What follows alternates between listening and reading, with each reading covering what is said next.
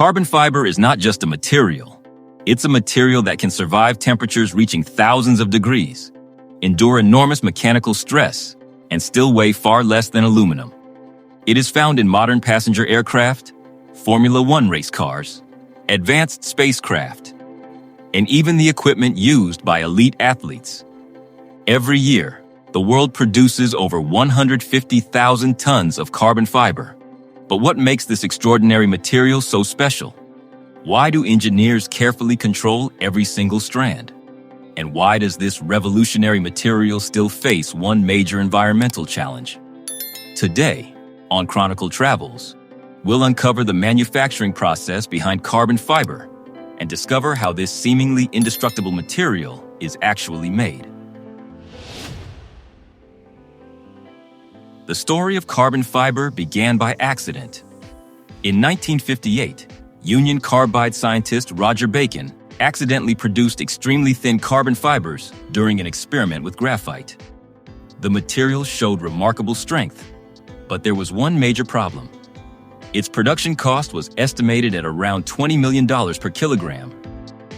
Everything changed in 1961 when Japanese scientist Akio Shindo developed a new method using a synthetic polymer called PAN, or polyacrylonitrile. Instead of graphite, PAN fibers were converted into carbon through carefully controlled heating, making large-scale production possible. Despite its name, carbon fiber doesn't begin as carbon. It starts with PAN, a synthetic polymer that looks like ordinary white thread. The polymer is pushed through thousands of tiny holes in a metal plate called a spinneret, creating extremely fine precursor fibers, each much thinner than a human hair. At this stage, the fibers are still lightweight plastic. Their extraordinary strength develops only after passing through several carefully controlled heat treatment stages. The first step is stabilization. The precursor fibers are heated in air at 392 to 572 degrees Fahrenheit for several hours. During this process, their internal molecular structure becomes much more stable. Next comes carbonization. The fibers are heated to 2,192 to 2,912 degrees Fahrenheit inside a pure nitrogen atmosphere with almost no oxygen. This removes nearly all of the hydrogen, oxygen, and nitrogen atoms, leaving behind more than 93% pure carbon. At this point, the original white fibers permanently turn into the familiar black carbon fibers. But even now, the process isn't complete. Before carbon fiber can be used in aircraft, race cars, or spacecraft, it must go through several final finishing steps. Before leaving the factory, the fibers undergo two final finishing steps. First, their surface is chemically treated to improve bonding. Then, a thin protective coating called sizing is applied to protect the fibers from damage during handling and manufacturing. The exact temperatures, heating rates, fiber tension, and chemical treatments are closely guarded industrial secrets. But here's what many people misunderstand. The carbon fiber used in airplanes, Formula One cars, and bicycles is almost never pure carbon fiber. It is usually carbon fiber reinforced polymer, or CFRP, a composite material made by combining carbon fiber with epoxy resin.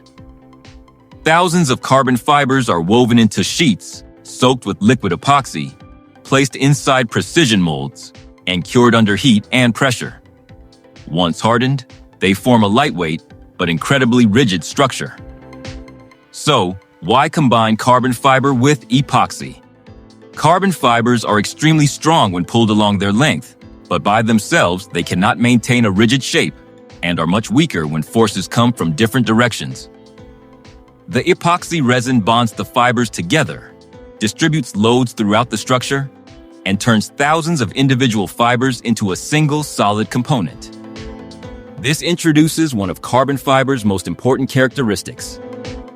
Unlike steel or aluminum, carbon fiber is an anisotropic material, meaning its strength depends on the direction of the load. It is exceptionally strong along the direction of its fibers, but significantly weaker across them. That's why engineers don't simply replace metal with carbon fiber. They carefully design the orientation of every layer, so the material can withstand the loads it will experience in service. A Formula One monocoque is a perfect example.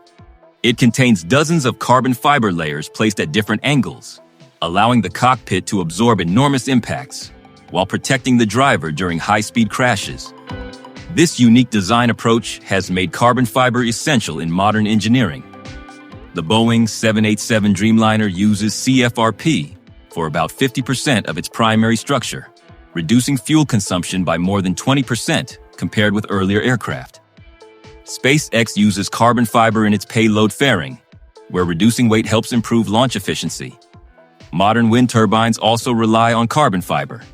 In blades longer than 45 meters, it reduces weight by about 25%, while maintaining the stiffness needed for continuous operation. The automotive industry uses CFRP to offset the weight of large battery packs in electric vehicles, while the sports and medical industries use it in racing bicycles, prosthetic running blades, and other high-performance equipment.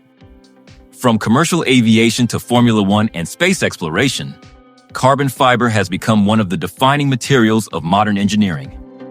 Carbon fiber has become one of the world's most valuable engineering materials, but only a handful of companies have mastered its large-scale production. Today, the global carbon fiber market is worth approximately $4.4 billion.